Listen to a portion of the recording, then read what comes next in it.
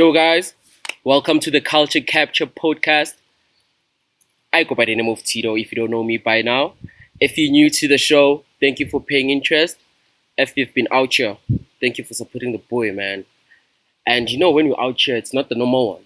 It's not the normal one. We have a guest, Theo Manjo. The most official. What's good, bro? That's nice, very easy. Finally. Easy. So bro, we haven't been recording for like a month now. Yeah? And people have been asking me, yo, dog, why aren't you recording? And I'm low-key gonna pin this on you. I'm like, I've been hunting this bro for 2 months.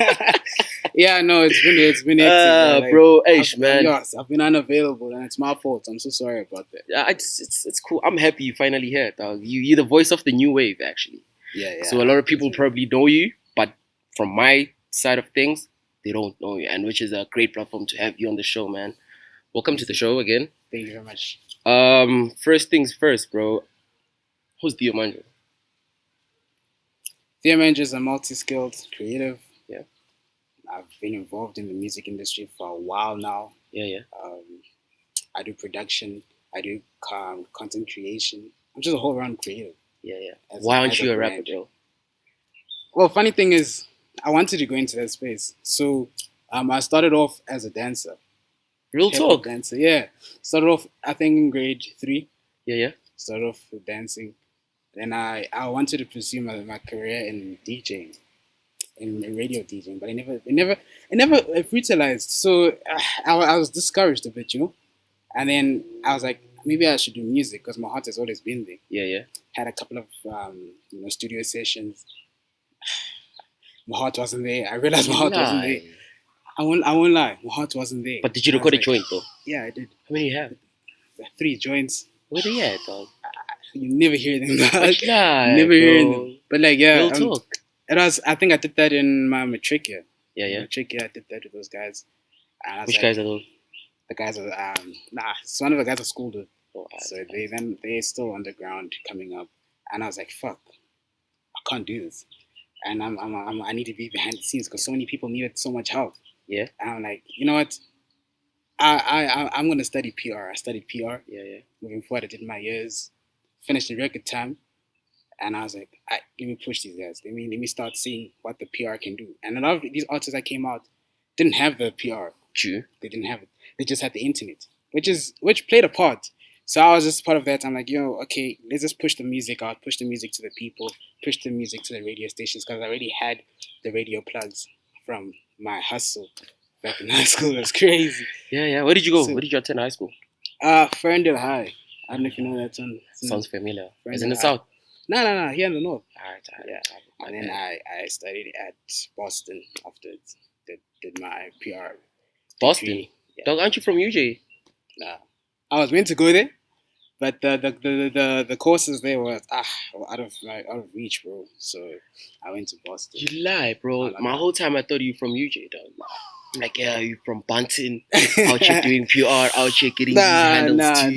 Nah. So I'm assuming with the music stuff, when you started making music and you felt like that's not where your heart is, it was 2017.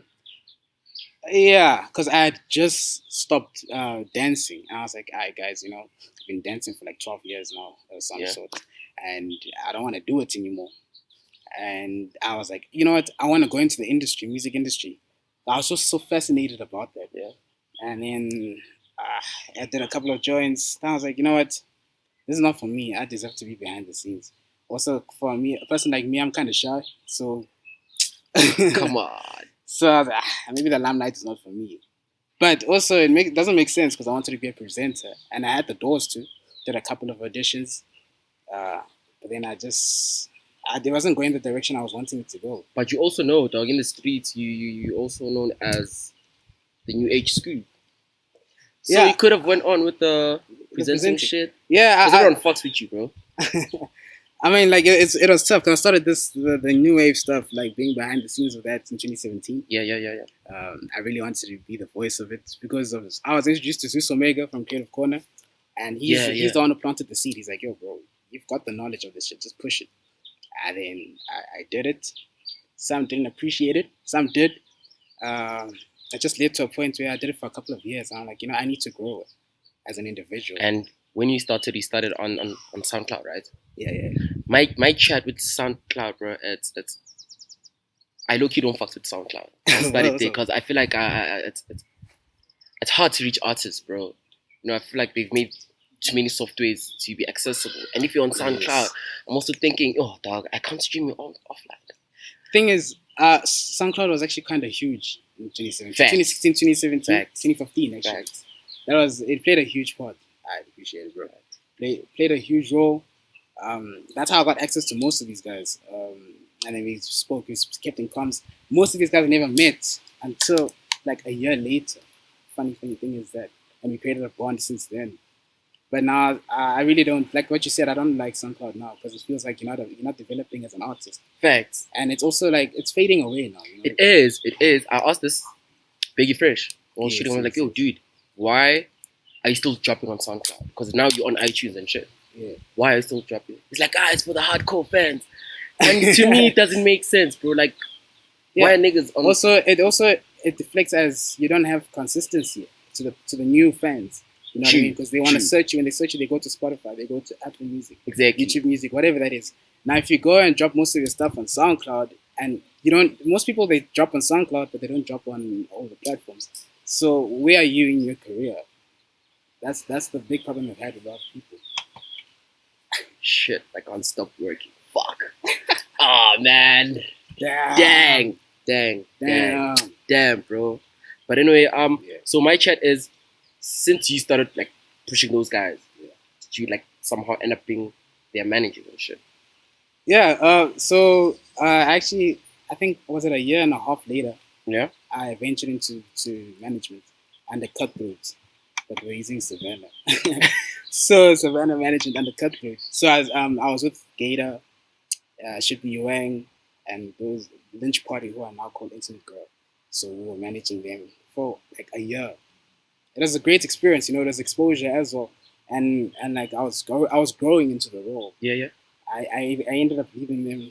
You know, a lot of shit happened. Bro. I won't mention that. Yeah, a lot of shit happened, and then I moved on to being part of Mansa Musa management, and I did that for a couple of months, and it was crazy. But I ended up leaving it because I realized management is a 24/7 job, and you're not looking after yourself, you're looking after someone else. True. So you're not catered for that. No, at that time, my mentality was there, but I was like, bro, I really can't do this. It's a 24/7 job, and people I was working with didn't meet me halfway. I saw one of your tweets. You were talking about people not showing love to you, like artists, because you go all in. Which year was this? I think it was before the lockdown. Oh yeah? I was talking a lot of nonsense then. Like I was just in that space. Yeah. The thing is, you do so much for people that they get blinded to it, and then they just mistreat you. Yeah. It's actually crazy. I've had that so many times.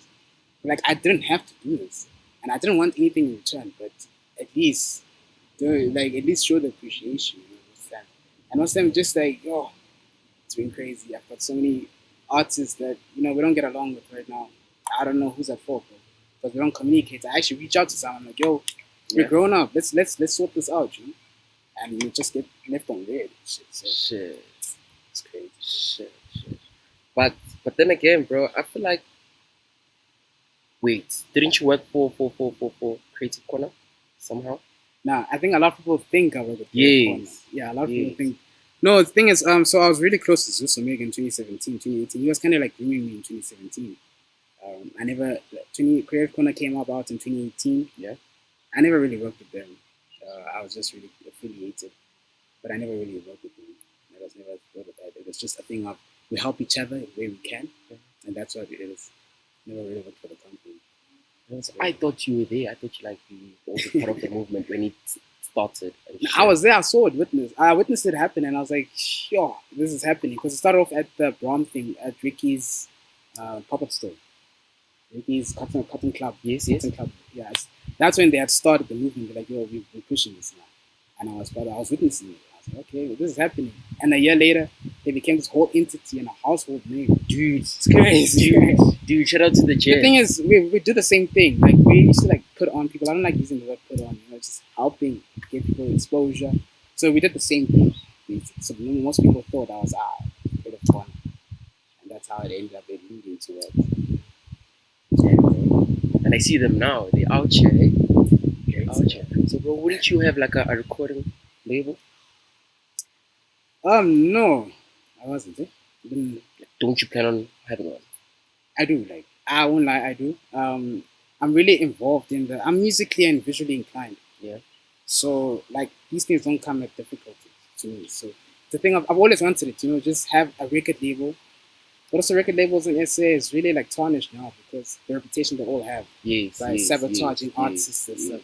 So if more than anything, it'll be just a company that accommodates artists and all the creators behind it, like the management, the directors.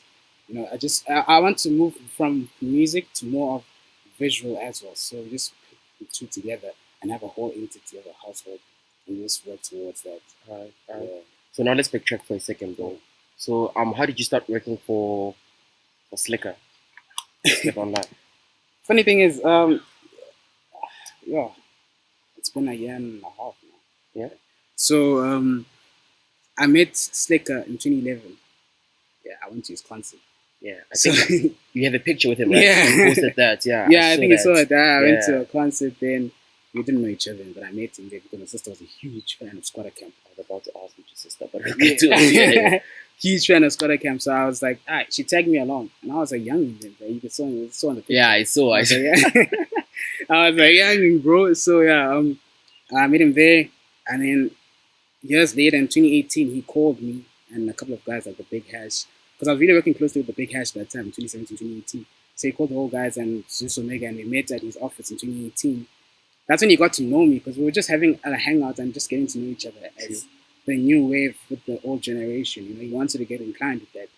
And I met him then. And in 2019, he hit me up. He's like, all right, bro, you're done schooling now. Because I'd done my years and Boston. Yeah. So he called me. He's like, yo, I need a person that's in the streets that can create the content. And that's within the new generation. Because all the other guys he has now, they're older now, bro. Like they're older and they still with the old generation, True. the Caspers, the AKA. So they just wanted to integrate the new wave, and they're like, we need to do it, but having the right person. Called me up. He's like, I want you. It was December actually, in 2019. He's like, I want you to work with us in January 2020. Yeah. And this is the vision, mission, goal. Put it out there. I'm like, all right, let's do it. He's like, I'll give you 3 months probation and we'll see how we do it. Because 3 months, you got to see if I like the place and if it's for me. And the experience has been incredible. Open doors I didn't know would open.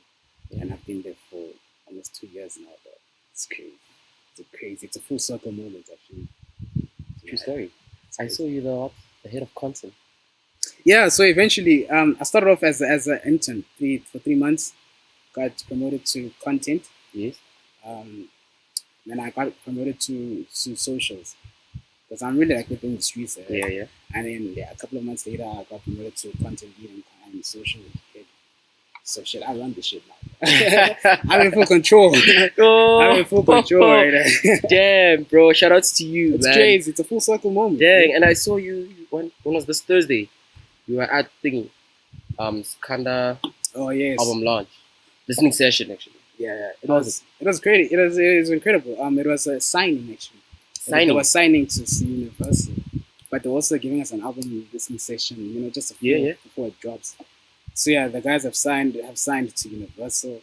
It was a great experience. I just didn't like the fact that they didn't stick to call time. It was a bit annoying. It annoyed me a bit. But other than that, it was a great moment. I got to capture some moments. And network with a lot of people. So yeah, because I had to do the content for Slikouronlife and for myself as well, personal projects. Yeah. So you also like low-key a photographer? Yeah. So I haven't introduced myself formally to the crowd like that. Man of many talents. Oh my god. I'm not a jack of all trades. That's because I'll be a master of none. I'm multi-skilled. Fact. So you can say left brain, right brain. I'm mostly right brain because I like dealing with visual stuff. Yeah. I've always been fascinated with the visual stuff. So I'm like, I got to a point where I was obsessed with the camera, and I used to like being in front of the camera a lot. And I got to a point where people don't really know my angles, and even when I say I want this picture to come out this way, it would never come out that way. Yeah. I'm like, maybe the problem is me or the person behind the camera. Maybe I should take charge of that because I've got a quick eye, so I know like, okay, I'll take this moment and I'll take it, and this is how I want it to come out, and it's the way it comes out, and I just like creating the space. So I haven't officially announced that I'm a photographer, but I just do it then and there, and I also don't like being seen in public with that. So I just do it to be like, I was there, but you never saw me, but I took those moments. It's just an incredible time for it. But then you low key that guy now. The shyness. Thing is, yeah, nah. It, bro. Yeah, nah. No, the thing is, yeah, it's crazy, bro. I'm really that guy now. I'm really that guy. So it really took away from the shyness. I just realized that I'm actually more comfortable with people that I know around me because I'm a different person then. And like, if you see me with other people, you say like, this is not the fear I know. You know what I mean? So it just got to that point, and I just built confidence in the space. I met so many people, so many artists, so many managers, CEOs. So it just opened my eyes, and it's crazy. So with the photography, I'm doing it, but I'm also low key about it. I'm just want to be that exclusive person where I'll be the go-to person, but I'll also want to be the person I'll reach out to you if I want to. Yeah. So I'm just trying to offer something new in the photography space. So many photographers, bro.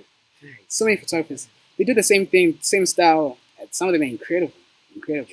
So I really just got inspired from the American photographers. I was like, you know what, let me do it. Because I couldn't afford a camera in high school.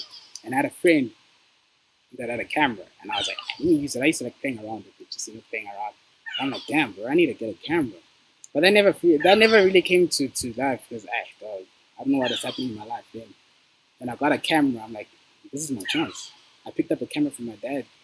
It worked as a phone camera. It didn't work much. I was like, let me just invest. That camera's expensive. Yeah, expensive. Let's not even talk about the lenses. So I got that. So yeah, I do it on the wiki. So those who know. Yeah. Eventually, people are gonna hold on to it and grasp it, and they'll find out. Oh, okay, so and so is doing it. The Theo is doing this, and this was taken from by Theo. It's gonna get to that space. I just want to be that person, the exclusive person. Yeah, bro. And then one of this, I saw your tweet about KOY, Clyde. Now I want to get to the music side of things. Because you're actually that guy, and I'm sure a lot of upcoming artists and some established are going to watch this. Because you're really that guy, though. You push the culture forward. I'm also rooting for you and shit. I appreciate that. It's all down, man. So I saw your Twitter saying, we slept on Clyde with KL at Max. Oh, yeah. So the thing is, it really annoys me with this thing. So he came out, he had a great debut in 2016. Great one, Ricky co-signed. That's how we all got introduced to him. This is True. He dropped an album, Climax, and he dropped the re-up, I think a couple of months later in 2016. With the joint with Ricky. With Ricky, too much. It actually is too much. It is. So yeah, I feel like it plays both ways. So we failed him, and he failed himself by signing to a label. I think by signing to a label is what pushed him back, because now he needs to adhere to when he needs to release, when he needs to do this, how he needs to look. It's all a front, it's a facade now. And as music listeners, we actually gravitate towards the music. And if you don't release music, you start pulling away because you're not irreplaceable. So it got to a point that's actually disappointing, because he said he had a great 2016, 2017 with Major League, and he had a great time. But then he signed to a label, and it just went down. But we all thought like that was a good move. I thought that was a good move because it was put him like the spotlight. Like right now, like when he signed, it was 2017, right? Yeah. It had been A-reece had just left, and MT was still there. Actually, it was a great time, because like that MT, that's Java. It was a great time. Like, oh, I want to be part of. True. So and so, but it got to a point where now their brand was being tainted now, and he's joining a label that everyone's talking about and say, yo, don't do it, because they have all these cons. True. And he joined it thinking that his career will take off. Also, you signed because you think your career is going to take off. That's why we signed. And exactly. Sometimes, in most cases, you are the chosen one and you get pushed. But in most cases, nothing happens. He signed to it. They got new artists. The artists are shining more than him. But also the So, album was fire though. The one he was. dropped with Ambitious. Yeah, the 2017 one. Yeah. That was It fire. was called Keep Love Young. But the rollout failed him. The rollout. I personally, I feel like we have a rollout problem in the country. Bro. It's crazy. We have a rollout. I feel like it's just vibes here. But I'm gonna drop on a Friday. Chill, I'm gonna trend. No, the thing is also it's a then thing I'm of give me 10k comments and I'll drop. Bro, we're not gonna do that, bro. We're not gonna do that. Come on, like we know that you're fire. Sure, you're fire, but you're not gonna say 10k and we're gonna give you that.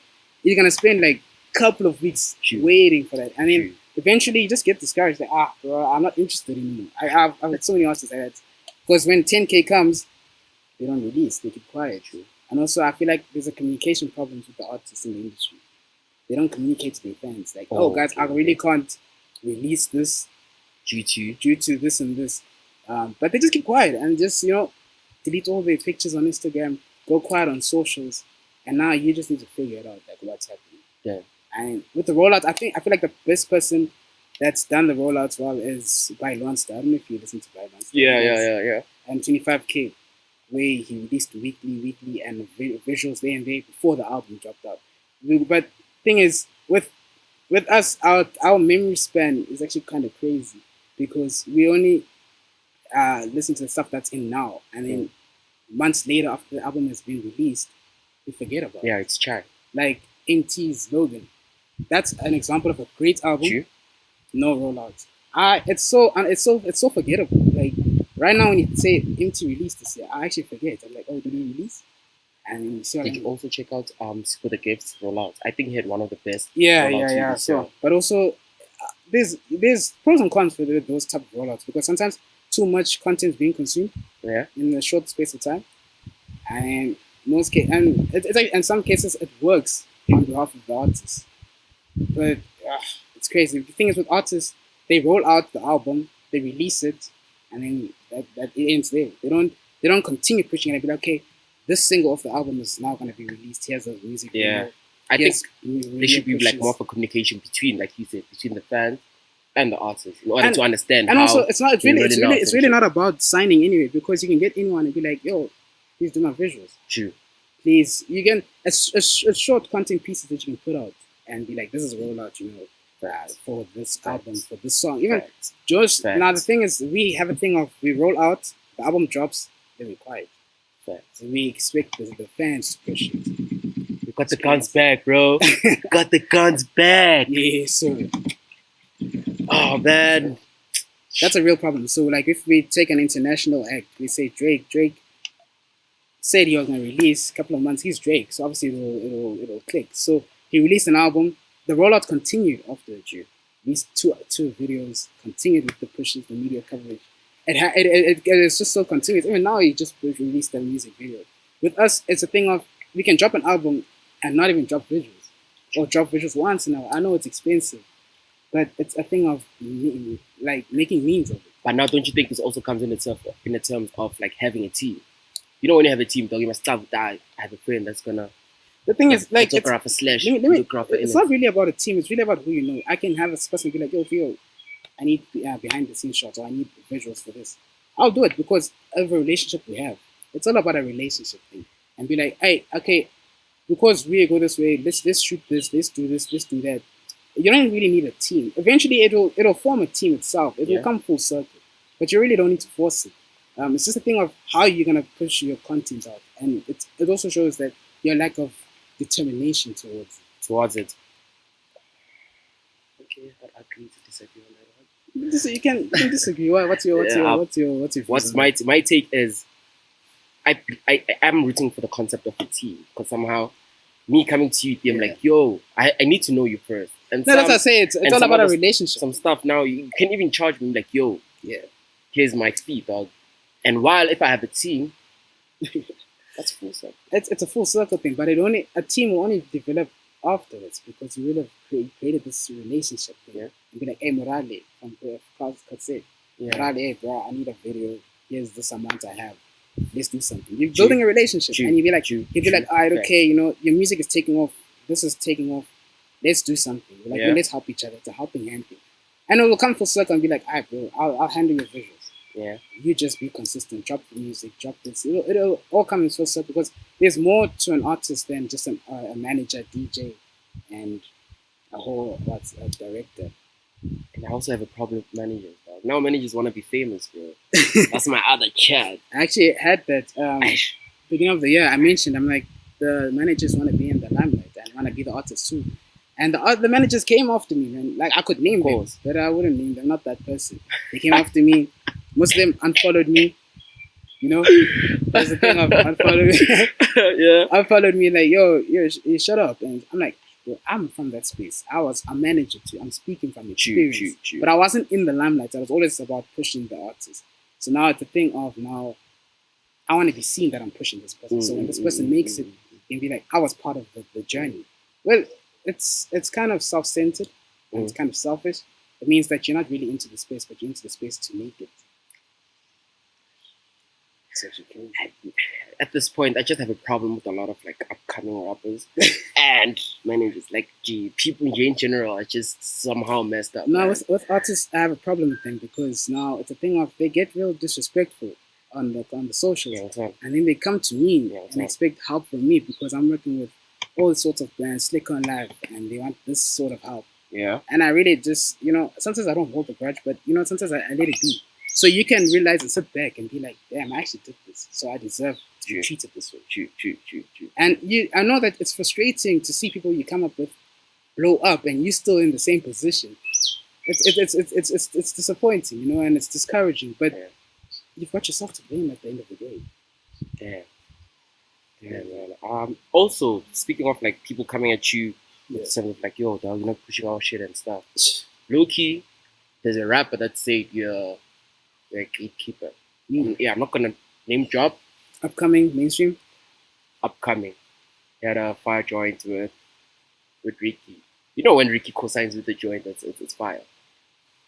Yeah. Probably know the cats. Ricky's co-signed too many rappers, but he co-signed him recently, right? This was 2018. Okay, damn. Yeah, 2018. No, I'm not. Because his chat was, the music is there, the music is nice, but now there are people like you that actually don't push the envelope forward. Which somehow I find it very tricky because you do push the envelope. Thing is, now, people need to grasp the term of gatekeeping. People be like, just because you're not pushing my stuff, you're gatekeeping. Yeah. It's not. It's really not that. Most cases, I think whoever this person is, we've obviously spoken and we've had our encounters or whatever. And with me being part of Slikouronlife, I've actually pushed the envelope forward because I've been that person. Yes. I'm covering because people like months after I started working for Slikouronlife, people actually started noticing that actually now they're paying attention to the young guys and we're opening doors for these guys, and we had so many opportunities and shows. We're like, okay, we want to include these young guys. And now with upcoming artists, they've got an attitude and be like, it's like you have to do something for them. And that's what I really don't like. And if we've had a problem, most cases is I'm going to ignore you. And it's going to look like it's gatekeeping. But most cases I do it out of interest and be like, you know what? Let me just put it under this company, or let me just push it because it's good. The music is good. The attitude is disgusting. But the music is good. As long as he can move forward, he'll grow into the role. But in most cases it'd be like, hey bro, you gotta, it's instant calm. Just do what you want to others that you want to be treated as. So it's really crazy. But I'm not like a gatekeeper. But I know what gatekeeping is with the artists. I've seen so many OGs gatekeeping. I've been gatekeeping as well. So it's crazy. It's crazy, bro. It's crazy. I could mention, but hey, you don't have to go that route. No, can't burn bridges, bro. Can't burn bridges. So we had to change scenes, man. The sun was out here, bro. Was out here. But we still out here too, man. We still got the homie Theo.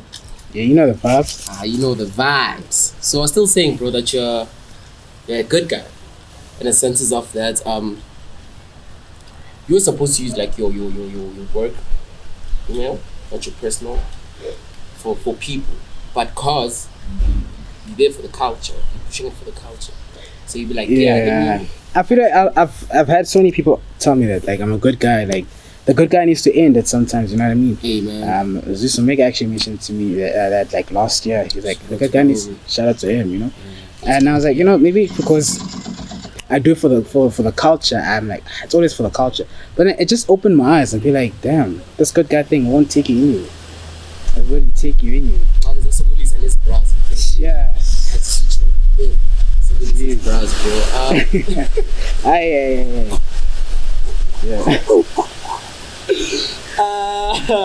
So for stuff that I knew and then couldn't either. Yeah, like I knew it couldn't either. It's crazy, right? I got introduced to her music in 2019 before she released her EP. Before she got so in 2019 I think she was still studying. Yeah, she was still studying. And I came across her Instagram. I'm like, no, but she's dope. I listened to one of her songs and I know she's dope. I reached out to her. She responded. We had a full-on conversation, and I said like, yo, I'm willing to help you. You've released a single. What's the next plans? I'm willing to help you. She's like, I've got this Element EP that's coming up. I've got a producer that I'm working with to help push out. I don't have a team yet. So I said, I know it's easy. Nothing in return. I'm just gonna push it, but I feel like you're dope, and I see something in you. And I said that. She said, okay, cool. I appreciate that. The release date is looking like September.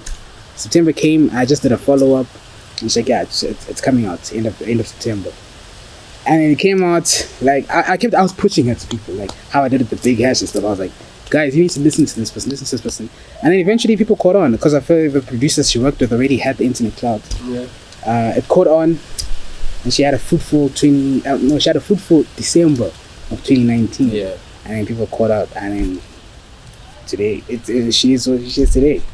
She's crazy. It's incredible. Hey. And then I saw your tweet about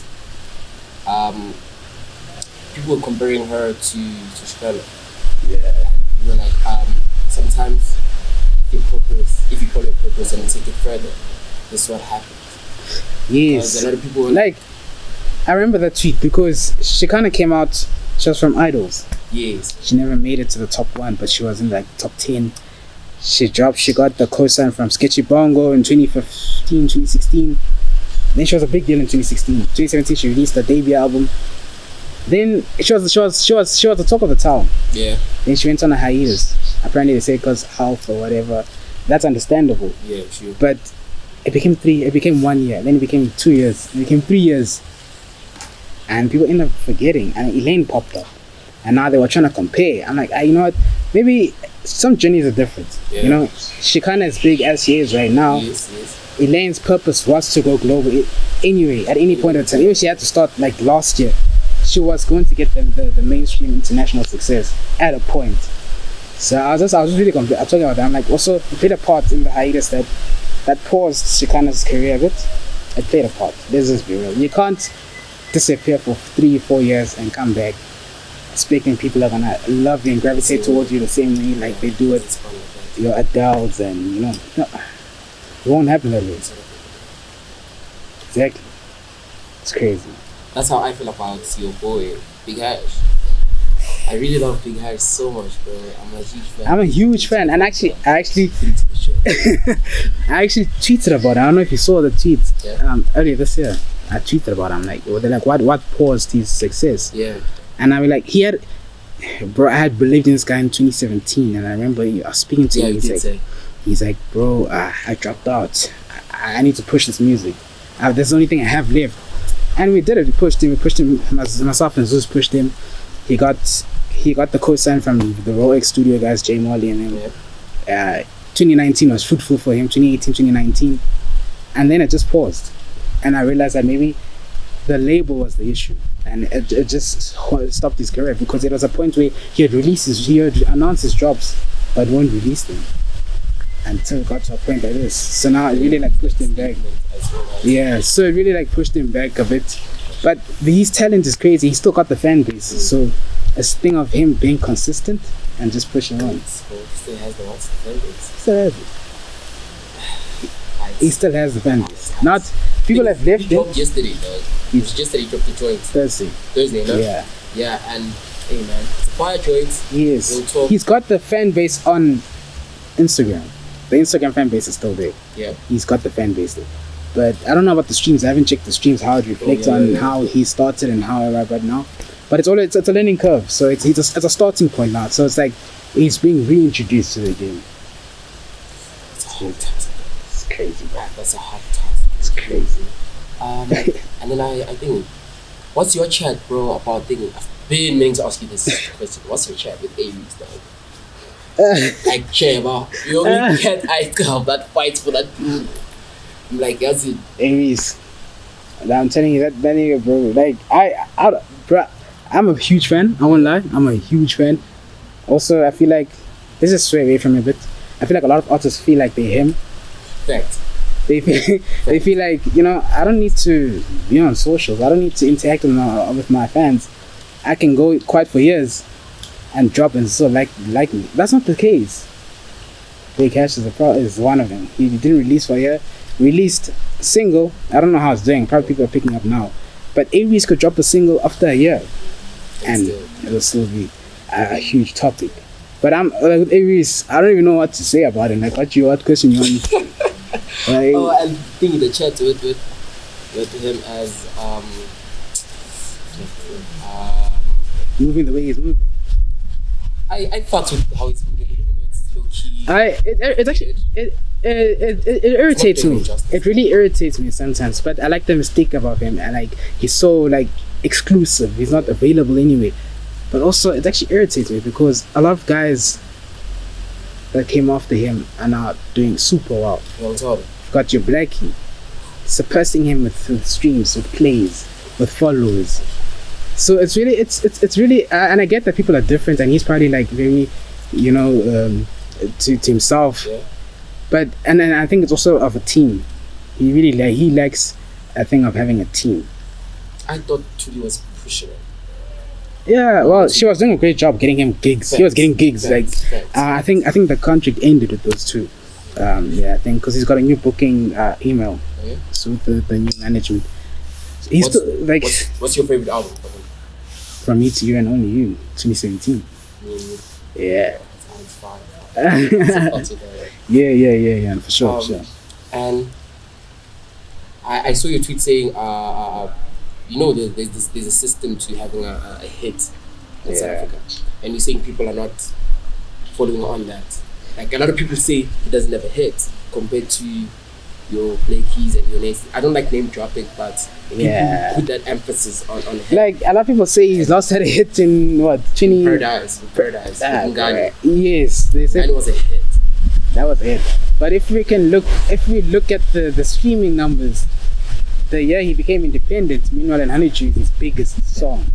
And I feel like he's more gravitated to the point of, I'm not here to make hits, I'm here to make music that lasts. Yeah. And that will impact the people. I mean, hits are needed. Radio friendly hits, music video friendly hits, they need it because it pushes an artist. And that's why maybe people think that hip hop is dead, because the hits that were coming out to 2015, like Rollout, Juice Bag, Paradise, they're no longer around. And it's just people like pushing up, be like, I'm proving a point that I can rap and not making hits. And there are a lot of artists that know how to rap, like with freestyles they rap, but they can't make a song. They can't put a song, they can't put an album together. It's like freestylers though. No freestylers, they can't kill, compose a joint, it's a mission for them. It's crazy. And I heard you speaking about saying hip hop is dead.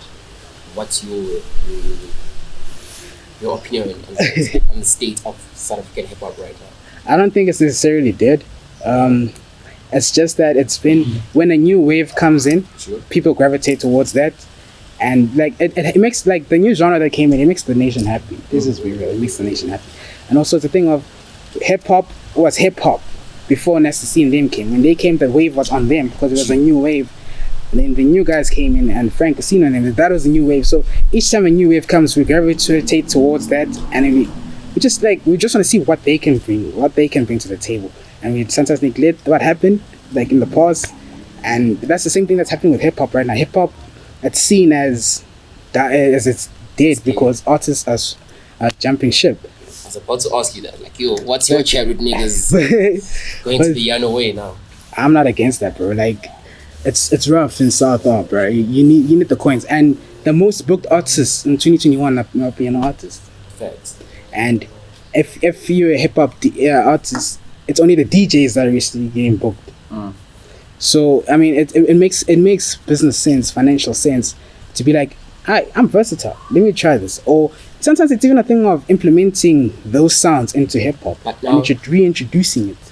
It's only fair if you say that taking the elements of the pianos and putting it in the hip hop space. Exactly. But now, if you understand with hip hop, there's forever that chat that stick to the culture, and and it comes with energies of artists now jumping ships to pianos. I mean, like, sorry to disturb, bro. Like, I really never understood this thing, because even with the hip hop that came in, some elements were taken from Kwaito. Like when you look at Major League, Slicer Toti, and all those things, Questa, it's the Kwaito elements they put in this. So what's the difference now with piano? Why are they acting like it's not a genre that came from our place? Like they're making it seem like it's camps, and you can't be on this other camp. I mean, I feel the Hotmans, because the Hotmans that gave us that mentality. So we had to run with it because we're so cultured to this hip hop thing, and we're still speaking about artists moving to piano. I'm a huge fan of Reason. Yeah. Like learning a rap, so learning a rap. Jump ship. Oh, the guy Reason Donna. Let's through to the hip hop, bro. What's going on?